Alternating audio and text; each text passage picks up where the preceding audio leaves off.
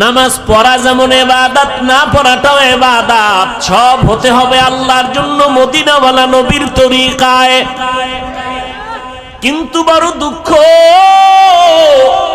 আল্লাহকেও চিনি না, মদিনাওয়ালা নবীর আদর্শ তরিকাও চিনি না।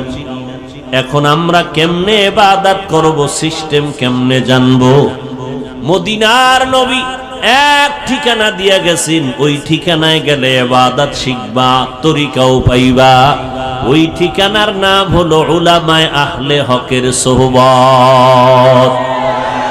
ইলমে রা'জাজু করদান বেহিসাব, খুলকে রাদাদান জওয়াবে বাসওয়াব, হক না দারদ দোস্তে খলকা জারেরা, নিস্তে ই খসলত একে দিনদারেরা।